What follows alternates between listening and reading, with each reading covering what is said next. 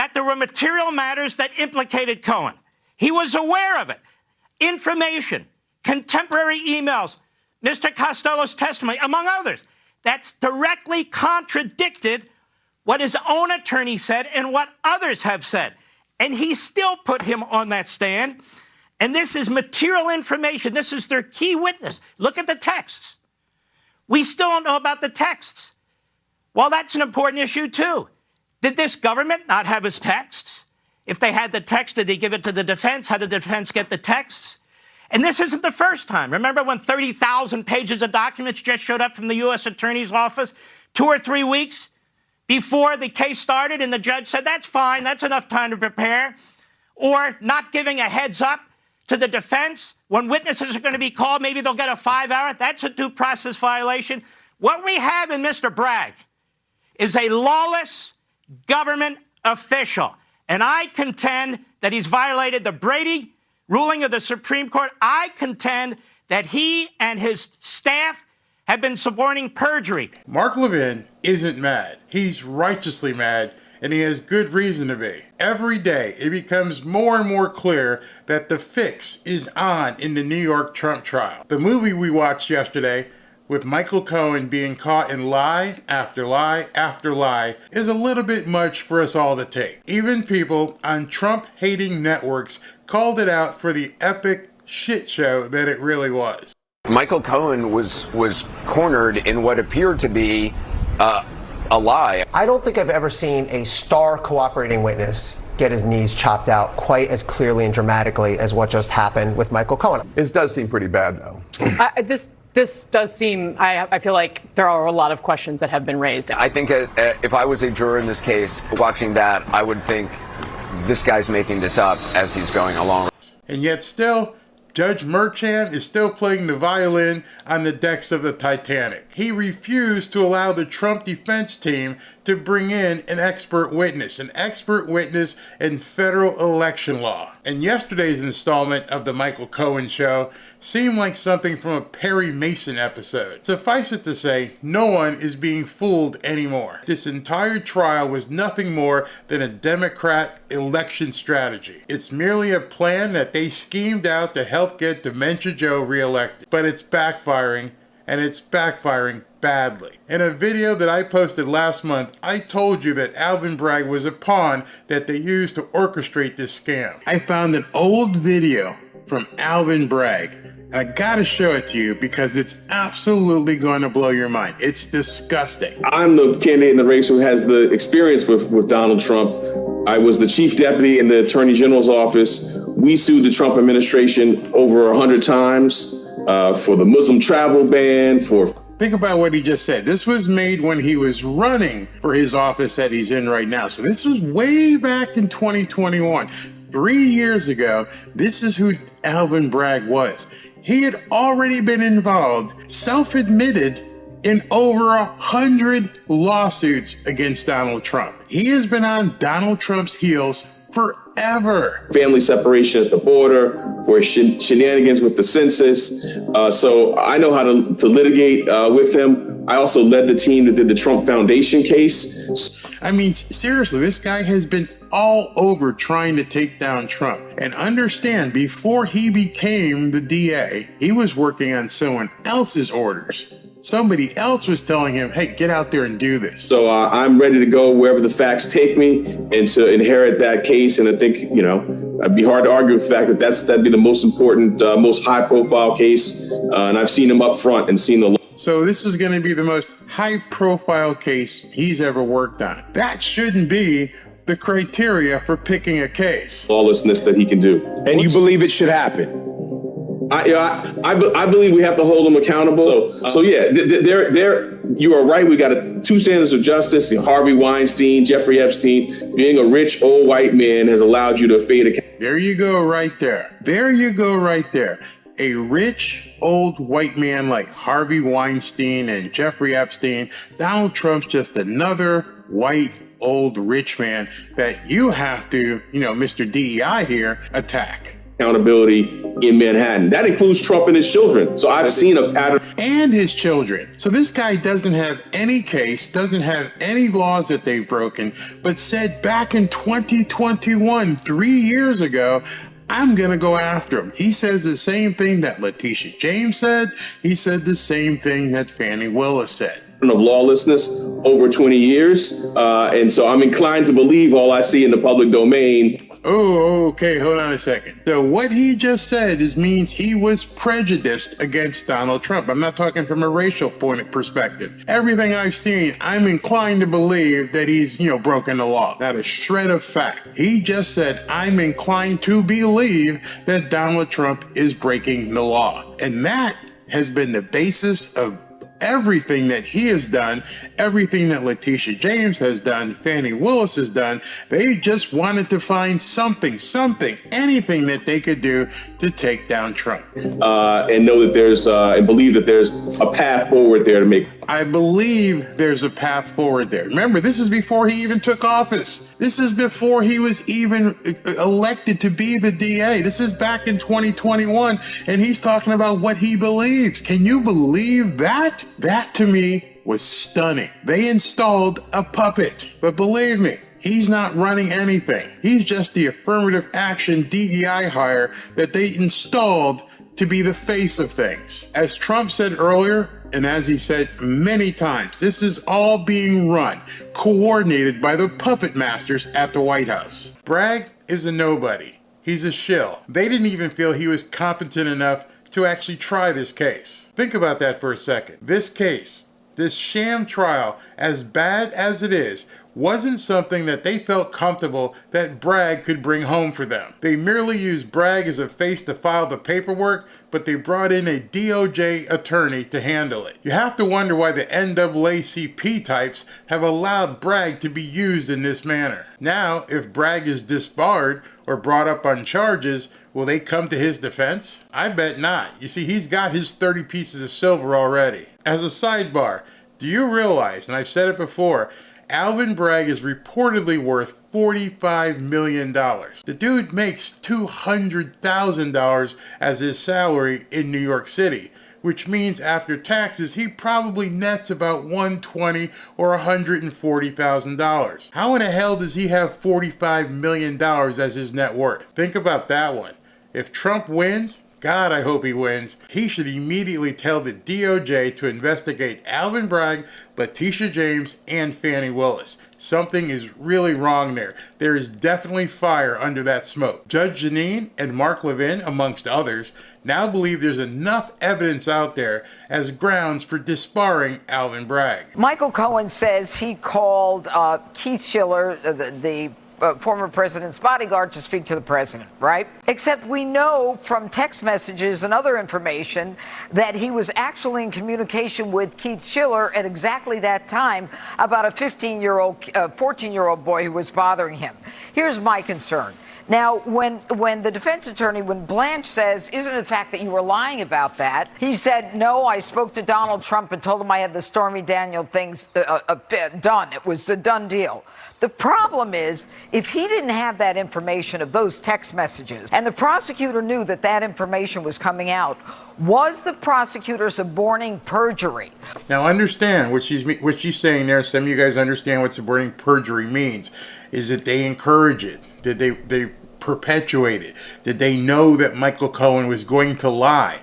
Because as a lawyer, lawyer 101 means don't ever ask a question you don't already know the answer to. As a defense team, you definitely know that. As a prosecutorial team, you have to anticipate what's going to be asked of your client. So they had to have known, they had to have these text messages in advance, and they maybe thought, well, these guys might not find it, they might not ask this question, and that they could get by even though they knew Michael Cohen was going to lie about it if asked. Was the Manhattan DA's office suborning perjury, allowing Michael Cohen to get on the stand and say during those 96 seconds that he was speaking to the president about Stormy Daniels, when in truth, all of the evidence that you interlace, the text messages show he was talking to Keith Schiller about this 14-year-old.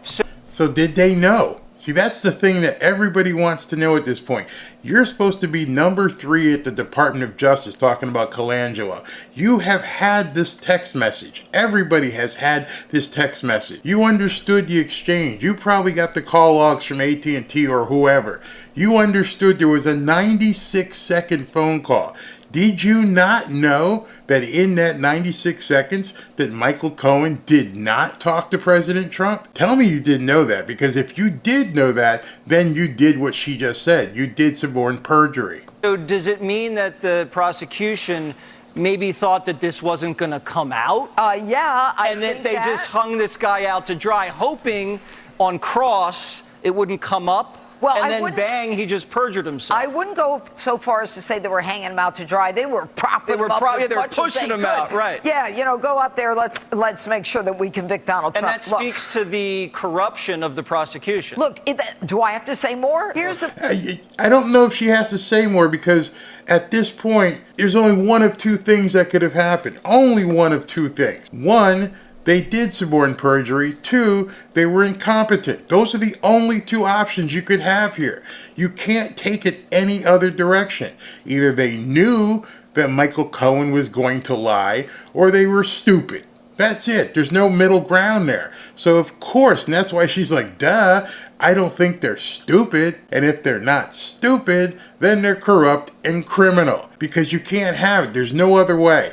Did you actually think that that was going to get by the Trump team and that nobody was going to notice? Then you're saying you're stupid. Or did you know it was going to be brought up and you're just telling Michael Cohen to lie? Bottom line, we don't even know what the crime is that they're alleging that bootstraps this into a felony. That's pretty incredible.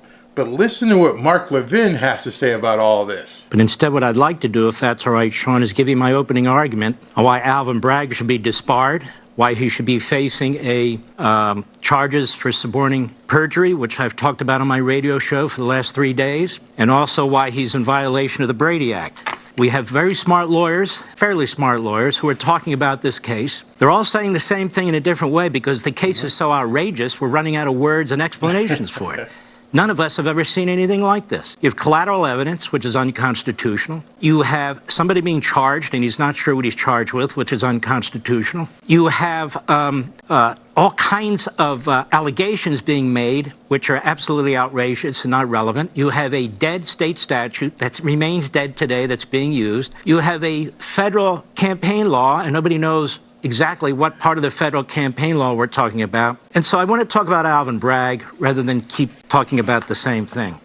There's a Supreme Court case called Brady versus Maryland. And the Supreme Court ruled, and I'll keep it tight. And you can go ahead and Google this on your own. You don't have to take my word. You don't have to take Judge Jeanine's word. You don't have to take Mark Levin's word. Go ahead and Google that case, and you can see exactly what he's talking about. That the government, the prosecutor, must not withhold exculpatory evidence, must be given to the defense. And in fact, if they know that evidence is false or might be false, they're not supposed to use it. So what he's saying there is part of that ruling by the Supreme Court in the Brady case is that if you know that evidence is false, if you know that the guy testifying is going to lie, you are not supposed to use it. Those are grounds for a mistrial. So what happened yesterday? Did they know that Michael Cohen was going to lie, or did they just not know what the hell they were doing? As I said earlier, it can't be anything else but one of those two things. Since most people think that these people are fairly smart, then they had to have known that Michael Cohen was going to lie. Or did he lie to them? In either case, this doesn't make any sense whatsoever. That doesn't mean you don't have impeachment and these other things taking place. If a prosecutor affirmatively knows that there is materially false information that this witness may give, or any lawyer for that, they're not to present that person. Mm-hmm. Now, exculpatory evidence. Now, take that back for a second, what he just said. If you know somebody is going to lie, you are not supposed to present that person to give testimony. Well, yesterday, the defense team caught Cohen in lie after lie after lie after lie. So although this was the big lie, he was still caught lying on a number of other lies, which means they put this guy up there knowing he was going to lie. Well, I said lie quite a bit there, but not as many times as Michael Cohen did. The Supreme Court says, well, we have exculpatory evidence. Robert has been here, Costello, on all these shows. Look, he's not Stormy Daniels. This guy's the former deputy chief of the criminal division of the Southern District of New York. Does it get any higher than that? That was the guy, Robert Costello. I did my video yesterday. If you haven't seen it, go ahead and take a look at it. But this guy's been all over the news. He testified in front of Congress. He was Michale Cohen's former attorney who was let go from his attorney-client privilege agreement. Cohen waived it, so this guy was able to talk. And he's been out there saying that everything that Michale Cohen has been saying in court has been a complete lie. And he was Cohen's lawyer for a critical period of time. And he's been on my show Saturday. He's been on other shows. He was on a show this morning. He testified before Congress under oath. And he said, look, this guy's a liar. I was his lawyer. I have 300 emails. I have contemporaneous information. I'm telling you, he's a liar, on top of all the other lies the guy has told. And nobody wants this guy as a witness. That's why the U.S. Attorney's Office didn't want him. That's why Vance didn't want him. That's why Bragg initially didn't want him. So what happened? What happened is Mr. Bragg. Mr. Bragg should be disbarred. Mr. Bragg has violated the Brady rule. That's a half-a-century-old rule. The emails, he has access to the emails. Mr. Costello said he only showed 6 to the grand jury, but he had access to all of them. So again, he withheld documentation. He withheld exculpatory evidence away from the grand jury, away from the defense team. He has access to all of this. And did he not think it was going to come out, or did he just not care? Is the fix so horribly in that they don't care what kind of trouble they get into? Mr. Costello gave, that's contemporary communication between the lawyer and his client, for which Mr. Costello got a waiver. This is a very, very big case, a very, very big matter. So when that government witness is on the stand, that means the district attorney and the government are vouching for the truth, the integrity, for the testimony of that witness. And that witness was put up there despite the fact that the government knew from these emails of Mr. Costello's testimony that he's a liar. Understand what he's saying there. It was predetermined. They knew he was going to lie. They knew putting him on the stand that lie after lie after lie would be revealed. They didn't care. Judge Merchan had to see what was going on. He didn't stop any of this. He's not going to give Trump the directed verdict and throw the case out. He's going to go with the jury. They're going to try and still convict him, even if they know all of this stuff will never stand appeal. Why? Because if they get their conviction, probably Joe will then say, I'm not going to debate a felon, and the appeal is going to take a year or two way past the election. This is a complete scheme. It's complete bullcrap. Even if it wasn't a Brady violation, you don't have your main witness as somebody who is a complete reprobate, and he doesn't go to prison for 1,000 different reasons. He goes to prison because he's a liar.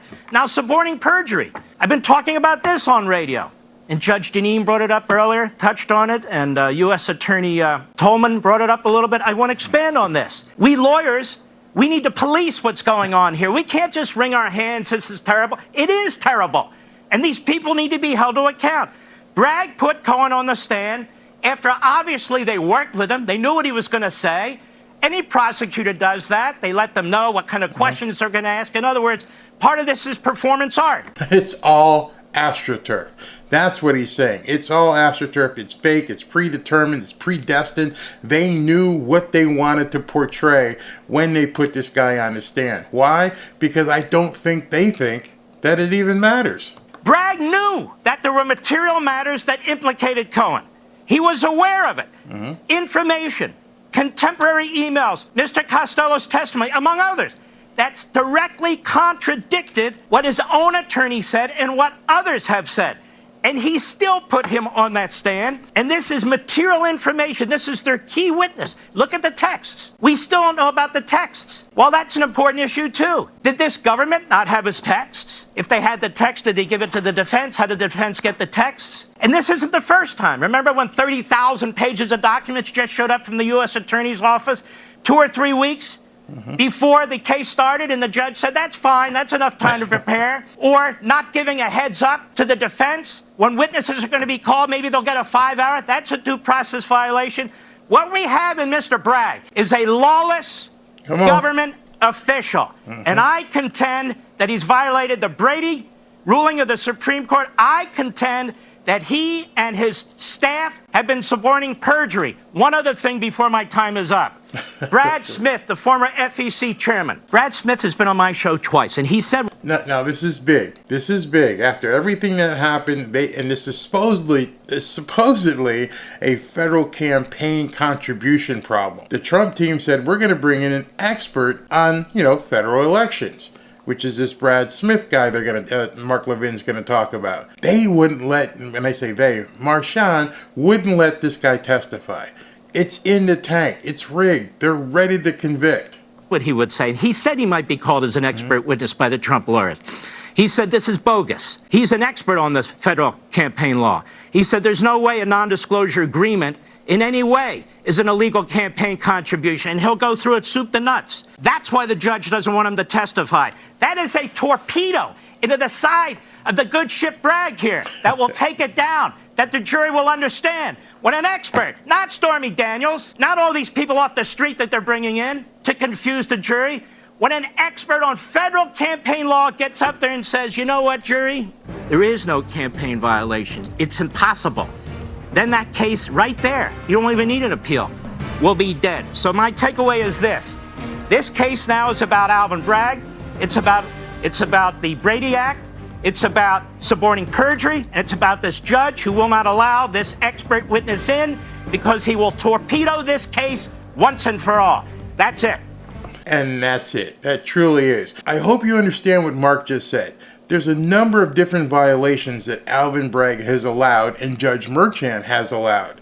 Obviously, suborning perjury, putting somebody up on the stand that you knew was going to lie under cross-examination. You had no doubt, which means he probably lied under direct examination. The Brady violation, not sharing the exculpatory evidence that you had with the defense. So this guy is prime for a disbarment here. This trial has been nothing but an absolute travesty.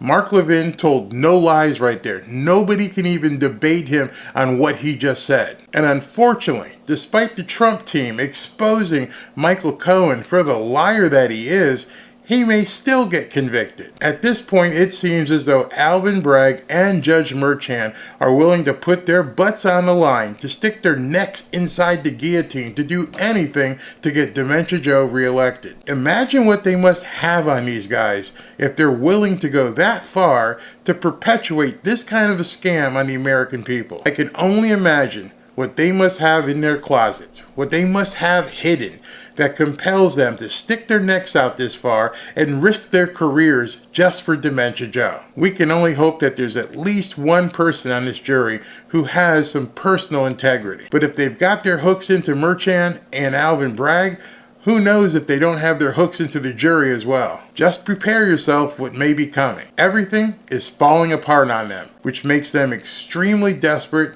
which then makes them extremely dangerous. Especially when they have to protect this nightmare. We raise $400 billion over the next 10 years. He actually said that. Let me know what you think and whether or not there's grounds for disbarment of Alvin Bragg and whether Judge Merchant should face some sanctions as well. Talk to you soon. We raise $400 billion over the next 10 years.